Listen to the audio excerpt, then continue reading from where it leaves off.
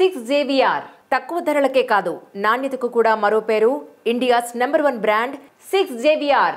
నమ్మకం ఉందా మళ్ళీ ముఖ్యమంత్రి గారు డిసెంబర్ కు వారు చెప్పిన 100% నమ్మకం ఉంది. ఆయన అనుకున్న దాంట్లో ఖచ్చితంగా నిధులు కేటాయిస్తాడు.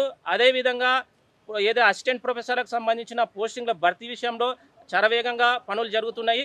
నాన్ టీచింగ్ సంబంధించిన పనులు ఇలా వేగంగా జరుగుతున్నాయి. అవకాశం ఇవ్వాలి కదా. ముఖ్యమంత్రి తన నోటి ద్వారా చెప్పిండు డిసెంబర్ తర్వాత ఈ సమస్య లేదున్నా మా దగ్గర తీసుకురండి, ఆర్ట్స్ కాలేజ్ సాక్షిగా మనం మీటింగ్ పెడదాం, మీటింగ్ పెట్టి ఆ రోజే మనం అనౌన్స్ చేస్తాం, జీవోలు ఇద్దామని చెప్పినప్పుడు కనీసం ఓపిక లేదా? కానీ సీనన్న ఎంత హాస్యాస్పదమైన విషయం అంటే ముఖ్యమంత్రి గారు ఏమంటారంటే మళ్ళీ డిసెంబర్ వచ్చిన నాటికి ఒక్క పోలీసు కూడా అక్కడ నాకు సెక్యూరిటీ ఉండొద్దు, నేను ఒక్కడనే వస్తా అని చెప్పిండు.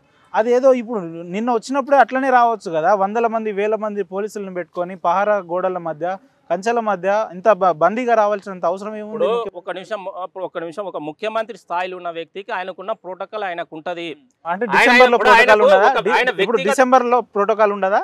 నేను ఏమంటున్నావా ఉపేందర్, ఒక నేను చెప్పిందాను. ఇప్పుడు ఎన్ని విధాలుగా ఏం చెప్పినా ముఖ్యమంత్రి అనే వ్యక్తికి ఒక ప్రోటోకాల్ ఉంది, సిస్టమ్. ఇలాంటి చిల్లర కొడుకులు వస్తారు, ఏమో ఒక మాట మాట్లాడతారు, ఒక డిస్టర్బెన్స్ ఉంటుందని ఆలోచనతో అది ప్రభుత్వాలు తీసుకునే నిర్ణయం. ముఖ్యమంత్రి గారు ఇచ్చిన హామీని గుర్తు చేస్తే మీరు చిల్లర కొడుకులు అని మాట్లాడుతున్నారు. వీళ్ళకి ఏముంటది? బురద చల్లడమే. 10 ఏళ్ళు ఏం బీకినరా అన్న? ఒక్క నిమిషం, 10 ఏళ్ళకి వెళ్ళి ఏం చేసిండ్రు? ఉస్మానియా యూనివర్సిటీ పడుగు పట్టింది. దేశంలోనే 7వ స్థానంలో ఉన్న ఉస్మానియా యూనివర్సిటీ 23 స్థానం తీసుకుపోయిండు. ఉస్మానియా విద్యార్థుల గురించి మనం మాట్లాడితే వాళ్ళు చిల్లరగాలు, అవగాహన లేని వ్యక్తులని మాట్లాడారు. ఇదే కేటీఆర్ మాట్లాడు, కేసీఆర్ గా మాట్లాడు. ఈ బల్కసం అనేది రేవంత్ రెడ్డి కూడా మాట్లాడింది కదా. ఇదే రేవంత్ రెడ్డి గారు కూడా తార్నాక దగ్గర బీర్లు తాగుతారు, కేటీఆర్ చిల్లర పైసలు మాట్లాడింది కదా. మరి అది ఉస్మానియా విద్యార్థులను ఉద్దేశించి మాట్లాడలేదు. కేవలం సోషల్ మీడియా టీఆర్ఎస్ వాళ్ళు కేవలం కల్పించుకొని ఎవరైతే బీఆర్ఎస్ సంబంధించిన విద్యార్థులు రేవంత్ రెడ్డి గారి ఇల్లు ముట్టడి సందర్భంలో కేవలం బీరు బిర్యానీ కోసమే టీఆర్ఎస్ వాళ్ళు చేస్తున్న పోరాటం అని సంబోధించడం. ఉస్మానియా అనే పదాన్ని ఎక్కడ ఉపయోగించలేదు, కేవలం వీళ్ళు కల్పించుకొని అని మాట్లాడినారు. కావాలంటే యూట్యూబ్ లో ఇట్లా చాలా ఉన్నాయి ఆ వీడియోస్. ఇదేంటంటే కేవలం జరిగిపోయే మేమేం చేయలేదు, ఉస్మానియా యూనివర్సిటీకి మేమేం చేయలేదు. బీఆర్ఎస్ వాదన ఏంటంటే ఆ హాస్టల్ శంకుస్థాపన కూడా బీఆర్ఎస్ గవర్నమెంట్ లోనే జరిగింది, కేసీఆర్ గారి హయాంలోనే జరిగింది. జస్ట్ దానికి ఓపెనింగ్ మాత్రమే రేవంత్ రెడ్డి వచ్చింది తప్ప అందులో ఆయన పాత్ర ఏం లేదంటారు వాళ్ళు. అంటే ఓపెనింగ్ ఇప్పుడు నిధులు ఎక్కడివి? కేసీఆర్ ఇంట్లోకి వెళ్ళి ఇచ్చిండా? ఇప్పుడు 80,000 కోట్లు ఇచ్చి 80,000 కోట్లు కేసీఆర్ ఫామ్ హౌస్కి వెళ్ళి తెచ్చిండా? ఆయన సొంత భూమి అమ్మిచ్చిండా? ప్రభుత్వానికి సంబంధించిన సొమ్ము. ఈ సొమ్ము ఏంటంటే ప్రభుత్వం ఎవరు ఉంటే వాళ్ళు ఓపెనింగ్ చేస్తారు. ఈ రోజు ముఖ్యమంత్రి రేవంత్ రెడ్డి గారు చేయొచ్చు, ఇంకెవరో దానికి శాఖకు సంబంధించిన ఎవరైనా చేయొచ్చు. ప్రభుత్వానికి సంబంధించిన కార్యక్రమం ఆయన కట్టిండు. అంటే మరి ఇంతకుముందు అనేక ప్రభుత్వాలు 70 ఏళ్ళకి వెళ్ళి ఇంత ఉమ్మడి ఆంధ్రప్రదేశ్ కానీ తెలంగాణ రాష్ట్రంలో కానీ అనేక అభివృద్ధి కార్యక్రమాలు జరిగినాయి. మరి కేసీఆర్ శంకుస్థాపన చేసిండ్రు, కేసీఆర్ చేసిన ఇంతకుముందు ప్రభుత్వాలు చేసిన ప్రభుత్వ కార్యక్రమం పరంపర కొనసాగుతుంది. దాన్ని నేనే చేసిన కాదు కదా. అది ఆ రోజు కార్యక్రమం స్టార్ట్ చేసినావు, ఈ రోజు నీ దిగిపోయినా కాబట్టి ఆయన వచ్చి ఓపెనింగ్ చేసిండు. దాని ఇట్లా రాజకీయం చేస్తా అంటే ఎట్లా? అంటే బీఆర్ఎస్ నాయకులను అరెస్ట్ చేయడం విషయం పక్కన పెడితే సామాన్య విద్యార్థులు వాళ్ళ హక్కుల్ని గుర్తు చేద్దాం, మీరు ప్రభుత్వం నుంచి రావాల్సిన ఉద్యోగాలు అడుగుదాం అని చెప్పి సామాన్య విద్యార్థులు అడిగితే కూడా హాస్టళ్లలో వందల మంది పోలీసులను పెట్టే అవసరం ఏమొచ్చిందన్న? ఒక నిమిషం ఉపేందర్, ఇప్పటికీ 19 మంత్స్ అవుతుంది. 60,000 ఉద్యోగాలని కేసీఆర్ గారు వారి ప్రభుత్వం 2 లక్షలు ఇస్తామని మీ కాంగ్రెస్ ప్రభుత్వం చెప్పింది కదా. రాసే చెప్తాం ఒక నేను.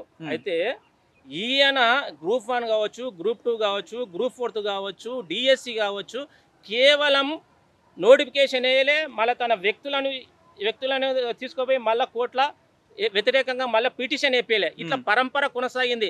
కానీ ముఖ్యమంత్రి గారు వచ్చిన తర్వాత హైకోర్టులో కొట్లాడాడు, సుప్రీంకోర్టులో కొట్లాడినా ఎంత గొప్పగా పెద్ద పెద్ద లాయర్స్ పెట్టి ఎలాంటి సమస్య లేకుండా ఈ రోజు నోటిఫికేషన్ సజావుగా కొనసాగుతుంటే దాన్ని నువ్వు చేసిన తప్పును సరిదిద్ది ఈ రోజు 60,000 ఉద్యోగాలు ఇస్తున్నాడు. ఈ రోజు దానితో పాటు ఇప్పుడు ఎస్సీ వర్గీకరణ ఉంది కాబట్టి చాలా మంది, ఎందుకంటే చాలా మంది మన మాదిగ సోదరులు ఏమంటారు, వర్గీకరణ తర్వాత నోటిఫికేషన్ చేయండి అన్నందుకు కొద్దిగా ఈ 3 నెలలకి వెళ్ళి కొద్దిగా ఒక నోటిఫికేషన్ పరంపర ఆగిపోయింది. దానికి నోటిఫికేషన్ వేయండి 18 మాసాలు ఎన్ని నోటిఫికేషన్ చేయలే ప్రభుత్వం? ఎన్ని ఇస్తా చెప్పండి.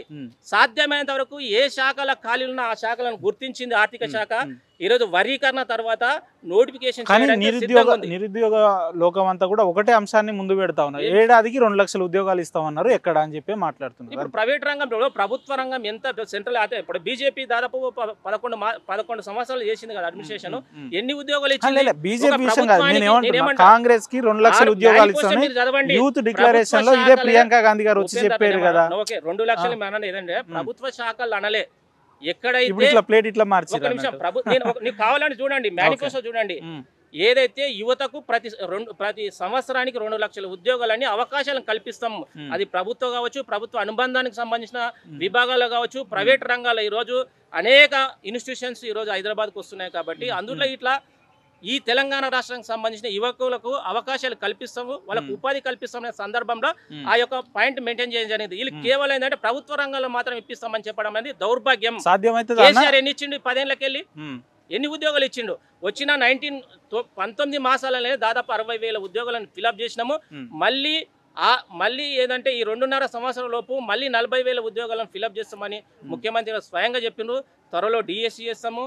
తర్వాత ఎడ్యుకేషన్ సంబంధించిన ఎక్కడెక్కడ ఖాళీలు ఉన్నాయో మొన్న వైద్య శాఖలో దాదాపు 1200 ఖాళీలైనా ఫిలప్ చేస్తాం. ముఖ్యమంత్రి గారు చెప్పిన మాట ప్రకారం ఇప్పుడు వచ్చే డిసెంబర్ తర్వాత ఉస్మానియా యూనివర్సిటీ రూపురేఖలు, ఉస్మానియా యూనివర్సిటీ చారిత్రాత్మకత ఇదంతా మారబోతుందంటారా? ఏమంటారు?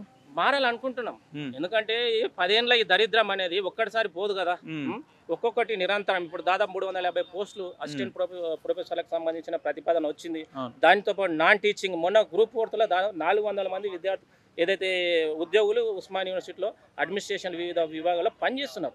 ఇది ఏంటంటే ప్రభుత్వానికి సంబంధించిన పనులు ఒక్కడేసారి రాపో అన్నట్లుండ ఒక ప్రతిపాదన ఉంటుంది, ఒక క్యాబినెట్ నిర్ణయం ఉంటుంది, దాని ప్రకారం ఒక నిరంతర ప్రక్రియ. ఈ ప్రక్రియలో ఈ 5 ఏళ్ల తర్వాత ఉస్మానియా యూనివర్సిటీ రూపం చేంజ్ అవుతుంది, మళ్ళీ పూర్వభయం వస్తుంది. దేశంలోనే దాదాపు ఓల్డెస్ట్ యూనివర్సిటీ ఉస్మానియా యూనివర్సిటీని కాపాడుకునే బాధ్యత ప్రభుత్వానికి ఎందుందో మీలాంటి సామాజిక స్పృహ ఉన్న వ్యక్తులకు అంతే. ఎవరైతే మాట్లాడుతున్నారో వాళ్ళకి ఇట్లా అంతే ఉంది. వాలీలో చదువుకున్నాం, మనం చదువుకున్నాం, అందరూ చదువుకున్నాం. ప్రభుత్వాలు ఉంటాయి. నాయకుల పేర్లు తీసుకోగానే ఎందుకు ఇంత ఆవేశం, ఆక్రోశం? ఏం చేసిందన్న ఒక నిమిషం 10 ఏళ్ళకెళ్ళి ఇదే ఆర్ట్స్ కాలేజ్ గడ్డ మీద ఈ రోజు చాలా మంది కొట్లాడితే ఏ సన్నాసి ఇట్లా కనీసం విద్యార్థుల తరపున మాట్లాడలే. ఈ రోజు కనీసం ఈ రోజు అవకాశాలు కల్పిస్తున్నాడు. ప్రజాప్రభుత్వంలో ఒక పాలన కొనసాగిస్తున్న సందర్భంలో వాళ్ళకి అంతగానో నొప్పింది. ఇంకా 3 ఏళ్ళు ఉంది కదా, 3 ఏళ్ళు అవకాశం ఉంది. ఈ రోజు దాదాపు ఉద్యోగాలు ఇస్తున్నాము, రకరకాల సమస్యలు మాట్లాడుతున్నాము. ఈ రోజు విపరీతమైన అప్పులు చేస్తున్నారు. అప్పులను తట్టుకొని ముందుకు వెళ్తున్నప్పుడు వీళ్ళకి అంతగానో నొప్పింది. దోసుకున్నారు, లక్షల కోట్లు దోసుకున్నప్పుడు ఏదైతే వాళ్ళకి ఏంటంటే అరుగుతలేదు. ఇది మేము అధికారం కోల్పోయినాం కాబట్టి ఏదో బురద చల్లాలి, ప్రజాప్రభుత్వం మీద బురద చల్లాలని ఆలోచన చేస్తున్నావు. ప్రజలకి ఇట్లా ఆలోచన చేస్తున్నారు. 10 ఏళ్ళకెళ్ళి నువ్వేం చేసినావు రా బాబు? లేదో మీ అప్పునంతా తట్టుకొని ఇప్పుడిప్పుడే కనీసం రాష్ట్రం పురోగతి వైపు పోతున్నప్పుడు లేనిపోయిన అబండాలు ఎందుకని ఆలోచన చేస్తున్నారు. ఏదైతే మొన్న ఈ రోజు ఉస్మానియా యూనివర్సిటీలో ఒక్క టీఆర్ఎస్ మిస్ అయితే ఒక్క విద్యార్థి సంఘం ఇట్లా కనీసం అగైన్స్ గా మాట్లాడలే. ఎందుకు మిగతా మాట్లాడారు కదా, పీడీఎస్ మాట్లాడారు, లేదంటే ఏబీవీ స్వాగతిస్తూనే వాళ్ళు సమస్యలు చెప్పిండ్రు. అట్లా కనీసం అది లేదు ఇది లేదు కదా. కేవలం రావద్దు, ముఖ్యమంత్రి గారు యూనివర్సిటీకి వచ్చి ఏదో చెప్పిపోతారు, లేదంటే ఏదో హామీ ఇచ్చిపోతారు అంటే కేవలం ఆర్భాటమే తప్ప అందులో ఏం లేదనేసి పీడీఎస్ వాళ్ళు కూడా మాట్లాడారు. ముఖ్యమంత్రి గారు డిసెంబర్ 9 తర్వాత ఈ మాట మాట్లాడితే దానికి నేను అంగీకరిస్తా. ఇంకా సమయం ఉంది కదా, ముఖ్యమంత్రి గారు చెప్పిపోయినరు. ఇంకా 3 నెలల సమయం ఉంది. ఆ రోజు ఒకవేళ ఏ రోజు మళ్ళీ మీరు నన్ను అడగండి, అవును భయ్ 3 నెలల తర్వాత ఎలాంటి స్పందన లేదు, ముఖ్యమంత్రి గారు కనీసం 1000 కోట్లు అన్నతో 500 కోట్లు ఇవ్వలేదు, కనీసం టీచింగ్ నాన్ టీచింగ్ సంబంధించిన ఇష్యూ మీద మాట్లాడలేదు అన్నప్పుడు 100% మింగి ఇట్లా మాట్లాడతాం, మాట మీద నిలబడాలని మాట్లాడతాం. అవకాశం ఉంది కదా, ఎందుకు అంతగా బురద చల్లుతున్నారు? మీరు ఇయ్యలేదు, ఇచ్చేటోని ఎందుకు కొర్రెలు పెడుతున్నారు? ఇచ్చిన తర్వాత ఇయ్యని తర్వాత అప్పుడు మాట్లాడదాం. విద్యార్థి లోకం ఎట్లా చూడాలి? యూనివర్సిటీకి 1000 కోట్లు కేటాయిస్తా అన్న ముఖ్యమంత్రి మాటల్ని యూనివర్సిటీ విద్యార్థి లోకం ఎట్లా రిసీవ్ చేసుకోవాలి, ఎట్లా చూడాలి? అరే ఇప్పుడు పడిపోయిన కాళేశ్వరంకి 1,00,000 కోట్లు పెట్టిన బాధ లేనిది 1000 కోట్లు ఎంత చెప్పండి? ఒక ఉస్మానియా యూనివర్సిటీ తెలంగాణ గుండెకాయ లాంటిది. అలాంటి 1000 కోట్లు అనేది చాలా చిన్న అమౌంట్. ఎంత ఇచ్చినా తక్కువే. ఎంత ఇచ్చినా 1000 కాదు 10,000 కోట్లు ఇచ్చినా తక్కువే. బట్ ఏంటంటే ఆయన ఒక మానవత దృక్పథంతో ఇక్కడ ఎస్సీ ఎస్టీ బీసీ విద్యార్థులు ఉన్నారు కాబట్టి వీళ్ళ భవిష్యత్తును దృష్టిలో పెట్టుకొని వీసీ గారు కనీసం 100 కోట్లే అడిగిండు. కానీ ఆయన ఏంటంటే 100 కోట్లు కాదు, అడిగే విధానం ఇట్లా మీరు మార్చుకోవాలి అని సంబోధిస్తూనే 1000 కోట్లు ఇస్తా అని చెప్పిండు. దాన్ని మనం ఆహ్వానించాలి కదా, ఆస్వాదించాలి కదా, దాన్ని ఇట్లా రాజకీయం చేసేట్లా. ఏం చెప్తారు ముఖ్యమంత్రి గారి యూనివర్సిటీ పర్యటన ఉద్దేశించి చివరిగా ఒక మాటలో చెప్పాలంటే ఏం చెప్తారు? ఇప్పుడు 10 ఏళ్ళకెళ్ళి ఉస్మానియా కానీ మిగతా తెలంగాణ రాష్ట్రంలో ఉన్నట్టు అన్ని యూనివర్సిటీలని కేవలం ఒక వాళ్ళు నిర్వీర్యం చేసి ప్రైవేట్ యూనివర్సిటీని ప్రోత్సహించారు పైసలు తీసుకొని. ఇక్కడ ఉన్నటువంటి తెలంగాణలో ఉన్నటువంటి 85% మంది విద్యార్థులు ఎస్ఎస్సీ బీసీలు ఉస్మానియా కానీ కాకతీయ కానీ పాలమూరు యూనివర్సిటీలకు పోయి చదువుకున్న సందర్భం ఉండే. దాన్ని నిర్వీర్యం చేసి ఈరోజు గొప్ప గొప్ప యూనివర్సిటీల పేరుతో ఈరోజు మల్లారెడ్డి కావచ్చు, ఇంత మిగతా పల్లా లాంటి యూనివర్సిటీలు తీసుకొచ్చి, అనురాగ్ యూనివర్సిటీ తీసుకొచ్చి నిర్వీర్యం చేసే ప్రయత్నం చేసిండు. కానీ ప్రభుత్వ యూనివర్సిటీలు ఉంటేనే బలహీన వర్గాలకు ఒక మెట్టు లాంటిది, వాళ్ళకు ఆత్మగౌరవానికి ప్రతీక లాంటిది. కాబట్టి యూనివర్సిటీలను కాపాడుకోవాలని ముఖ్యమంత్రి గారు ఈ ప్రజాప్రభుత్వం ఆలోచన చేస్తుంది. దానికి తగ్గట్టు ఏదైతే ఉస్మానియా యూనివర్సిటీ చదువుతున్నటువంటి విద్యార్థులలో ఆలోచన చేయండి. ఈరోజు ప్రభుత్వ యూనివర్సిటీలు ఉంటేనే మనలాంటి విద్యార్థులకు మాట్లాడే అవకాశం ఉంటుంది, చదువుకునే అవకాశం ఉంటుంది, స్వేచ్ఛగా ఈరోజు మనం ప్రభుత్వ ఉద్యోగాల్లో ప్రవేశం పొందే అవకాశం ఉంటుంది. కాబట్టి మీరు ఇట్లా ఆలోచన చేయాలి. ఈరోజు బీఆర్ఎస్వి కానీ మిగతా కొందరు విద్యార్థి సంఘాలు అసత్య ప్రచారాలు చేస్తూ అబండాలు మోస్తూ ఈరోజు ప్రభుత్వాన్ని అబాసుపాలు చేసిన సందర్భాన్ని మీరు గమనించాలి. అవకాశం ఇద్దాం. గౌరవ ముఖ్యమంత్రి డిసెంబర్ 9 లోపు ఖచ్చితంగా ఉస్మానియా యూనివర్సిటీని ఆదుకుంటూ జీవోలతో సహా వస్తా అన్నాడు. కాబట్టి ప్రభుత్వానికి ఇట్లా అవకాశం ఇద్దామని మీరందరూ ఈ ప్రజా ప్రభుత్వానికి అండగా నిలవండి. తెలంగాణని దేశంలోనే నెంబర్ వన్ రాష్ట్రంగా తీర్చిదిద్దడంలో ఉస్మానియా యూనివర్సిటీ ఇట్లా కీలకంగా ముందుండాలని తెలంగాణలో ఉన్నటువంటి విద్యార్థి లోకానికి, తెలంగాణ సమాజానికి నేను రిక్వెస్ట్ చేస్తున్నాను. థ్యాంక్ యూ సేనా, థ్యాంక్ యూ.